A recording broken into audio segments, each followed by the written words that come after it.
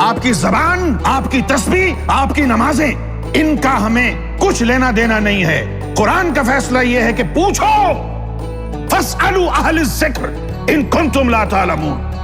واقف نہیں، کیونکہ قرآن انہوں نے پڑھا نہیں۔ تو بات پتہ ہے کیا ہے؟ ہر آدمی جو ہے، ہر فیلڈ کا آدمی مسلمان قرآن کو اپنی فیلڈ کی نظر سے پڑھتا ہے۔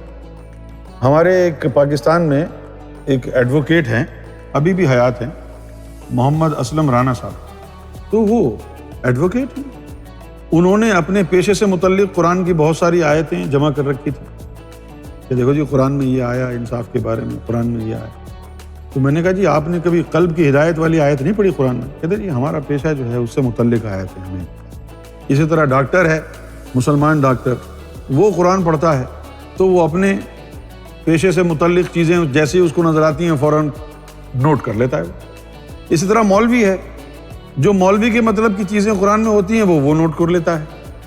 اسی طرح صوفی ہے، جس نے اللہ تک پہنچنا ہے، جب صوفی قرآن پڑھتا ہے تو ہر اس چیز کو کھنگالتا ہے قرآن میں کہ جس کی مدد سے وہ اللہ کی ذات تک پہنچ سکے۔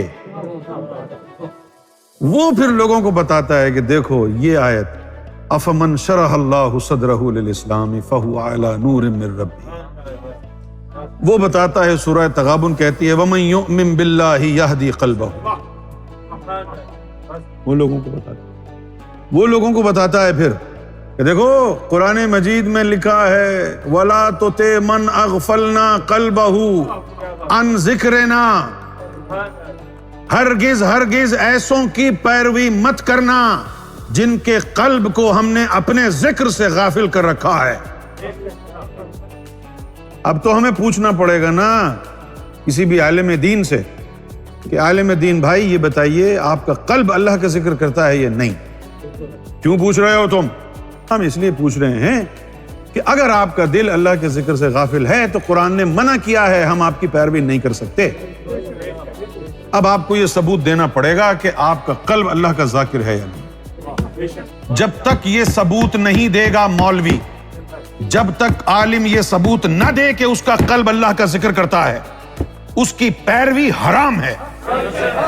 یہ قرآن مجید کا حکم ہے، وَلَا تُطِعْ مَنْ أَغْفَلْنَا قَلْبَهُ عَنْ ذِكْرِنَا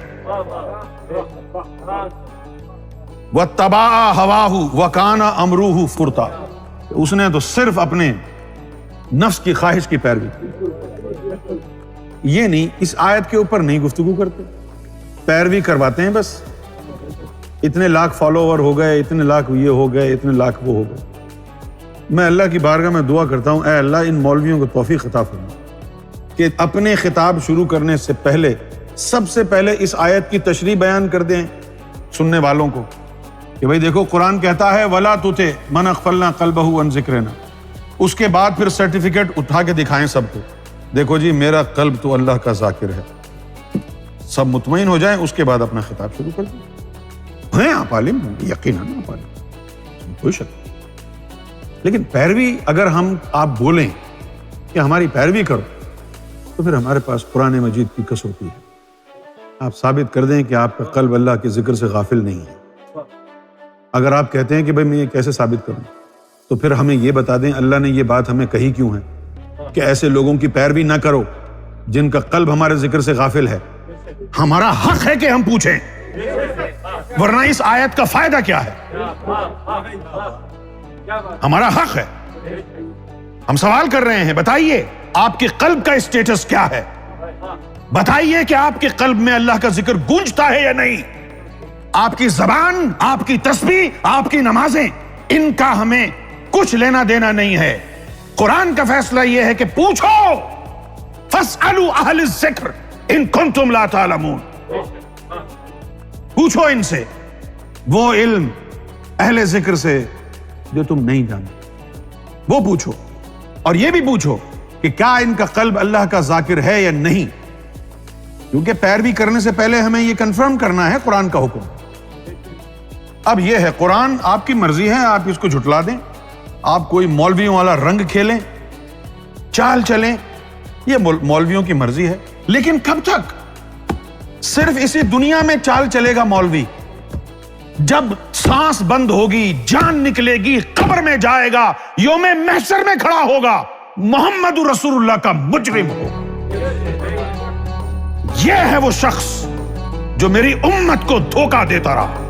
یہ ہے وہ شخص، ورنہ ثابت کرتا لوگوں کے سامنے، ہاں جی میں لائق پیروی ہوں کیونکہ میرا قلب اللہ کا ذاکر ہے.